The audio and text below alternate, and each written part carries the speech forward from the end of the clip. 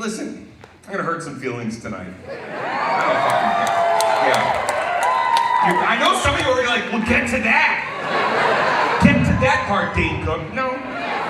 No. I said fucking no. No means no.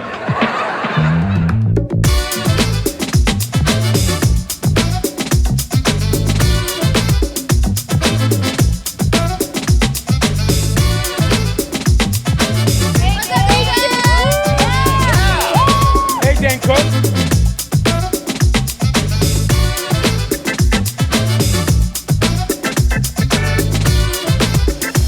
I didn't even have time. So this is fructose in my hair. Fructose? Yeah, you know that Garnier fucking shit that you just put in your hair? Oh, yeah. I just was like, I just gotta get going. I should get a fruit teas. Fruit teas. Maybe you can send me some fucking free shit. Green bottle, I'll take it. My story with Stanhope. We were doing the San Francisco comedy contest together. I just saw the picture. And we got like a Reno gig.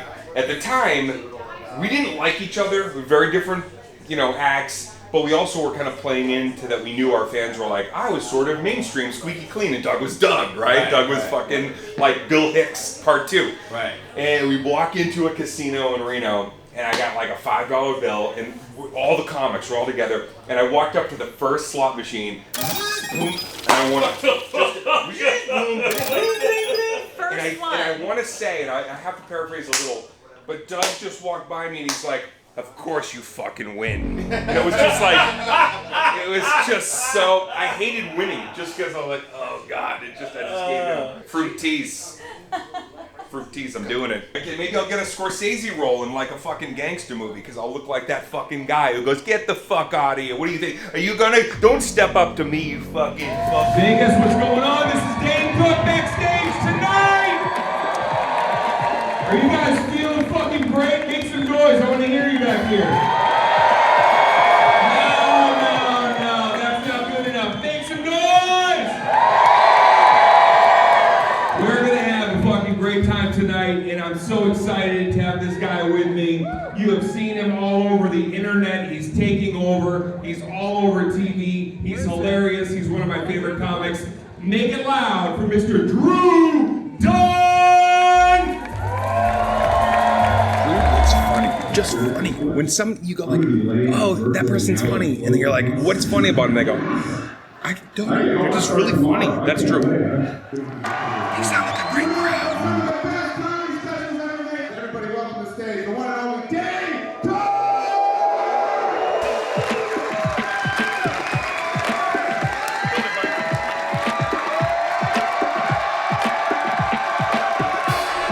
There's always a fucking woman walking around with her tit out in Vegas. And you've seen that woman. She's walking around. One of her heels is giving her a little bit of a fucking issue. The tits out and one heel is... Hey guys. Right? That one fucking heel. And you look and the heel is there. It's like strong, weak. Strong, weak. She likes to do this.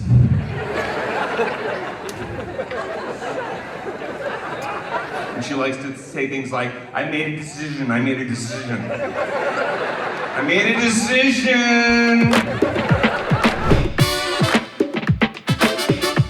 Danny, where'd you go? You went out to get a brewski? I know it. I don't know it. He goes, you know it, like I'm keeping up on Danny all day. And before I go to the Pearl, let me check my Danny Instagram. See if he's double fisting today with his woman Delilah. Is that her name? I don't know her name. Casey. Casey and Danny. That sounds like the name of a couple that's been broken up 5 or 6 times since Christmas. And people saying shit like, fucking Casey and Danny are fucking... Don't answer the phone if they call. It's fucking Casey and Danny. Casey at the bat hitting Danny because he drinks all the time. He's a drinker. Danny, do you think you have a drinking problem? I got no problem drinking at all. Oh my God, is that a fucking Blake Shelton song? Casey and Danny this Sunday on Bravo. They're breaking up again. It's a cliffhanger episode. And this time the police are involved. We got a domestic violence, Casey and Danny. Oh, Jesus Christ. What is the game plan after? You tell me what you're gonna do, I'll tell you what I'm gonna do, maybe we'll meet in the middle. You came for your birthday to see Dane Cook? Come here! Give me a fucking hug, bro! Get the fuck over here, baby.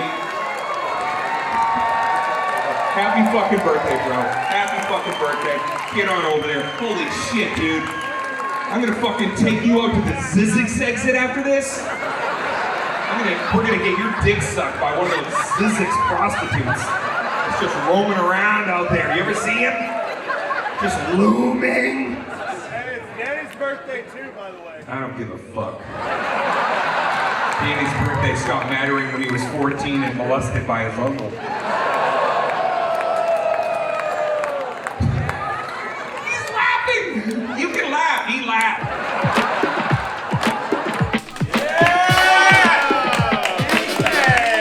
Thank you for coming to my show. What's your name? Alex and Mary. Mary. You emailed me, I want to show you something. Let me guess, you got a tattoo. What is it? I knew it. Sufi tattoo in Italian colors. Here's the funny thing about that. So, you know, I retired it in 2011, the Sufi. That was the last year I ever did it.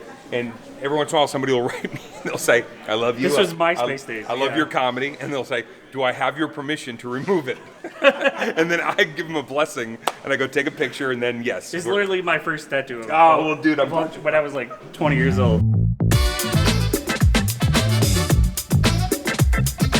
Hey, I'm Dane Cook, 34 years doing stand-up comedy, and it's not my first time in this neck of the woods. We're in Vegas. There's nowhere in the world like Vegas. At 2 points in your career, there's nowhere in the world like it. Is when a place like the Palms calls and says, we want you to perform, come into the Pearl. This is a place where everybody great that you love has played, and then you get to come in and you're on the big marquee and people will drive by and your name's up in lights. And especially, you know what especially is great is if it's a great picture of you, because every once in a while you go through like a fat phase, you see that picture up on the big and you're like, oh, that's not my best picture. But if you're feeling good and you're feeling healthy and you're feeling like you're bringing a show to Vegas, then there's no better place to perform and no better feeling in the world, and we get to do it here tonight in Vegas. Now the opposite of that is before anybody knows who you are and you come to Vegas and you're just doing those little, you know, back alley gigs, you know, it's the strip club at 2 but they do a stand-up comedy show at 11. And that's when you come in, and trust me, when you walk outside after your gig, which went whatever way it went, and you look up at all the lights and the, you know, whistles and bells and the sign, you say, man, someday I really hope, please, that I get to be on one of those giant billboards where people are coming in from all over the world to see my show. I slept in my car in a parking structure about 15 miles out of town, and I fell asleep in my car on the 3rd level, which was empty. And I remember I woke up, the sun had moved and the hot Vegas sun was then beaming on me in my car. So I'm in my car, it's sweltering.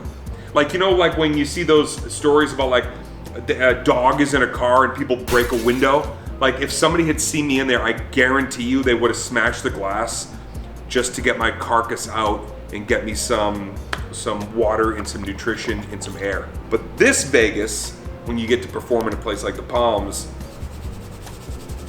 you feel very fortunate, very lucky, and I'm excited to be here and be back. Here we go, let's go.